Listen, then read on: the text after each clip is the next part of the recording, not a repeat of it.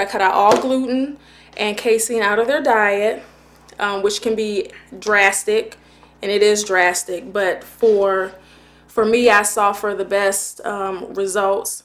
I noticed after about 2 weeks, one of my twins, who was nonverbal at the time, I took gluten totally out of his diet, gluten and dairy, and after 2 weeks, initially he wasn't making eye contact with me. He was very hyper. They weren't taking naps. I was exhausted and sleep deprived.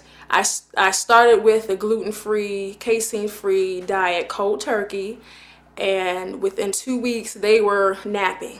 Now the naps lasted for maybe an hour, and it took them about 2 hours to fall asleep, but at least I had a break. So I noticed a huge difference immediately when I took the gluten out of their diet. And then when I started supplementing and they started going to speech and language therapy, the turnaround and the amount of progression that they had as far as communicating, and my son is now verbal.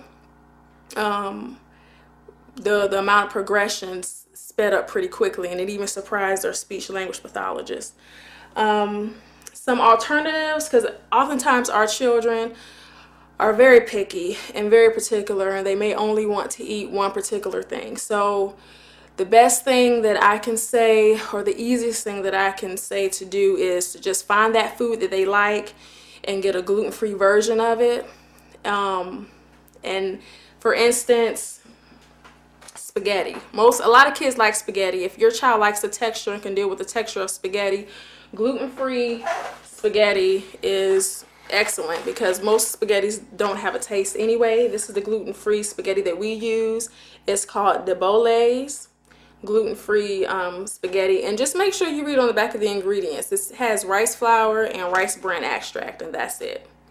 And with tomato sauce or any other spaghetti sauce, you know, it's pretty much virtually gluten-free, casein-free anyway.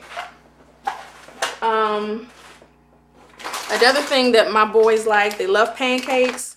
They seem to like this particular flour. It's all-purpose baking flour. It's gluten-free from Bob's Red Mill. And all of these items I get from Whole Foods Market or from Safeway, Giant. Depending on where you live will determine whether they have these things in stock. But also, if you live in an area that's rural or suburban and they don't have these things in stock, you can always talk to the manager and see if they can order them for you. But this particular one has garbanzo bean flour, potato starch, tapioca flour, white sorghum flour, and fava bean flour. And you can't really go wrong with flour and making pancakes and waffles, because essentially it's just bread and syrup. That's pretty much what they want. They want the syrup, they want the sweetness. Here's a snack that I recently purchased for them for school. This is the gluten-free Glutino. It's a pretty popular brand. Pretzels. Make sure that whatever you get, that it's gluten-free, wheat-free. It specifically says milk-free and casein-free, because just because, for instance, the vegan cheese may still have casein in it. So just make sure you read the ingredients and not necessarily trust the packaging. My kids really like this, and my older two, who don't have a gluten-free diet, enjoy this as well. Let's see, what else do we have? This is gluten-free King Arthur's flour gluten-free cookie mix. And cookies are just, you know, cookies are cookies. They're good. They're sweet, they're good. You can't go wrong with them.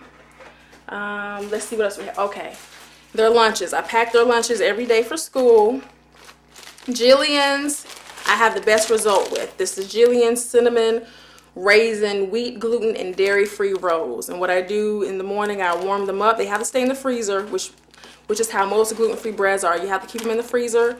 I warm it up in the microwave, and I'll put soy nut butter and jelly or whatever on it, and then I wrap it up and I'll put it in their lunch for school. And honestly, they've been eating this for the past year and a half, almost 2 years in school, and they don't seem to get tired of it. So also, Rice Dream. Some people who enjoy ice cream may find it difficult to to get used to this taste. But if you start your kids off early changing their diet, it may be difficult initially. You know, oftentimes our children get upset. Their reaction to things are over the top, and you know, they're trying to communicate that this is not it, this is not what I like. But if you're persistent with it, and don't give them any other options, eventually they'll learn to like the taste. Fortunately, I'm pretty persistent and neurotic mom, so you know, I've had to do a lot of praying, but it's worked, and it does work. So this is melted some. You can kind of see the consistency. This is melted. I don't think I want to show you this. So I like it. I eat it. I have allergies, and so this is, it has all, it's organic. It has all the ingredients. The reason why I purchase a lot of organic items is because the ingredients on sorry, my husband is back there making faces. The ingredients on the packaging is pretty to the T of what's in there. If it's labeled organic and it says USDA organic label, then anything in the ingredients is what should be up there. I trust this particular brand, and I trust Whole Foods brand organic items, because normally everything that it has on the packaging is what's in the packaging, nothing more and nothing less. So I think that's about it. The next couple of blogs, I'll have more information on the type of speech therapy that they had, because I believe that approaching this condition has to be holistic. I think that you have to treat the whole individual, both inside and outside.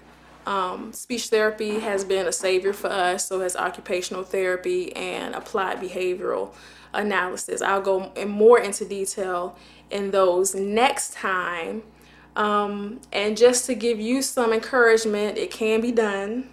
You just have to be extremely persistent and have a no give up attitude. One thing that I was told when my boys were first diagnosed is just never give up on them, never give up on them, and they will surprise you. A lot of doctors maybe will tell you that they'll never be able to do this, they'll never be able to do that. Well, leave that to God, and if you don't have a relationship with them, may I make a suggestion? Because you're going to need them. If your child or loved one is has first been diagnosed, if you know someone whose child has been diagnosed and you don't know how to help, just call them and ask them how you may help them.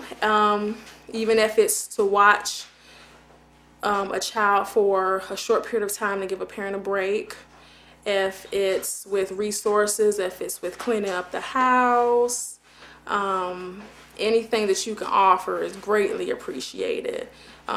So stay well and take care of yourself while you're taking care of your little ones. Don't neglect that, and I look forward to talking to you again. Take care.